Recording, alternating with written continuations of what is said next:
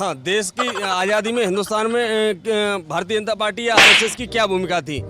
प्रत्येक व्यक्ति जो राष्ट्रभक्त है या राष्ट्रवाद की बात करता है वो आज भाजपा में है। उस समय आरएसएस की भूमिका ये थी कि हमेशा हमने अंग्रेजों का विरोध किया, अंग्रेजों की कभी गुलामी नहीं की भारतीय जनता पार्टी और आरएसएस के लोगों ने। इस प्रकार की बचकाना बातें किसी के गले नहीं उतरती, लोग मजाक आपको बता दिया, हमने कभी अंग्रेजों की गुलामी नहीं की। हम आजाद हिंद फौज के अनुयायी रहे और आजाद हिंद फौज की आपको भूमिका पता है देश की आजादी में क्या थी। आजाद हिंद फौज के अनुयायी आरएसएस थी या फिर सुभाष चंद्र बोस थे?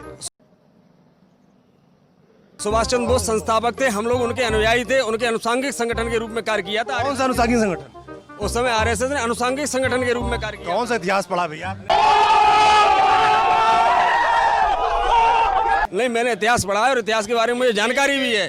ये इतिहास कहीं नहीं लिखा हुआ है। इस देश के सुभाष चंद्र बोस के संगठन से आरएसएस का कोई जुड़ाव नहीं था। ये आप गलत बोल रहे हम हैं। दोनों की विचारधारा एक ही थी, आपको बताएं, हम दोनों की विचारधारा एक थी। आपको पता है सुभाष चंद्र बोस जो है वो लेफ्ट ओरिएंटेड थे लेफ्ट और आरएसएस को राइट ओरिएंटेड माना। लेकिन दोनों का उद्देश्य एक था कि अंग्रेजों से देश को आजाद कराना। वो हम दोनों ही लोगों ने मिलकर एक कार्य किया।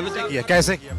हमने लेखनी के माध्यम से आरएसएस के लोग, प्रचार के माध्यम से, कितने माध्यम से? मुझे एक बड़े लेखक का नाम बताइए। मुंशी प्रेमचंद, वो हमारे आरएसएस, मुंशी प्रेमचंद आरएसएस विचारधारा के थे। मैं आपको बता रहा हूँ, ये झूठ है, झूठ है, झूठ है। आपको जानकारी, मैंने इतिहास पढ़ा है और मैं वहीं से आपको बता रहा हूँ। और कहाँ पढ़ा आप? मुझे बताइए, मैं भी पढ़ना चाहता हूँ। आजादी की चूंकि एक ही विचारधारा थी। व्हाट्सएप यूनिवर्सिटी में पढ़ा है क्या? नहीं, व्हाट्सएप, अरे कैसी बात कर रहे हैं।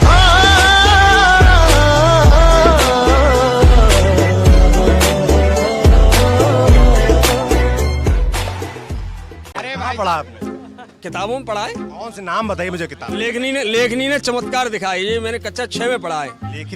लेखनी ने चमत्कार दिखाई, किसकी किताब है? ये उस समय मुंशी प्रेमचंद की उसमें कहानियां थी। मुझे राइटर का नाम, मुंशी प्रेमचंद की कहानियां थी, तो उससे आरएसएस से जुड़ाव कैसे हो गया? विचारधारा एक थी, चूंकि दोनों का उद्देश्य ही देश को स्वतंत्र कराना था।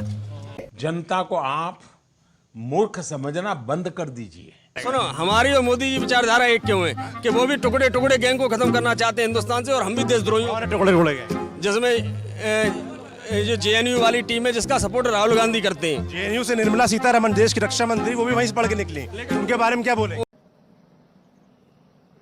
आप कह रहे हैं कि जेएनयू वाले टुकड़े टुकड़े वाले हैं, अब आप कह रहे हैं कि नहीं नहीं वो उनके संस्कार अच्छे हैं। जो इस समय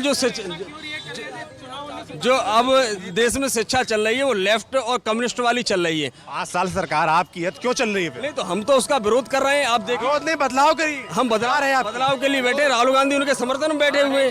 कौन? राहुल गांधी। क्या किया राहुल गांधी? उमर खालिद के सपोर्ट में गए। उमर खालिद जेल में क्यों नहीं, बाहर क्यों है? वो जेल में इसलिए नहीं है कि इन जैसे लोग उसको बचाने का कार्य कर रहे हैं। उसकी सरकार आपकी, सारी एजेंसी आपकी है, क्यों बाहर है? उसका सही समय आएगा, उसको जेल भी भेजा जाएगा, सही समय में देश भी छोड़ेगा। मुझे यही कहना है कि अगर इनके जैसे लोग रहेंगे तो मोदी जी जैसे लोग ही प्रधानमंत्री बनेंगे। आप क्रोनोलॉजी समझ लीजिए।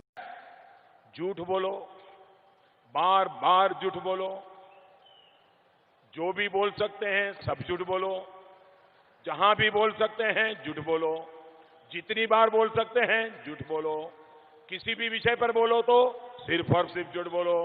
एक ही काम, झूठ बोलो, झूठ बोलो, झूठ बोलो, बार बार बोलो, बार बार बोलो, बार बार बोलो, हर जगह पे बोलो और जोर जोर से बोलो।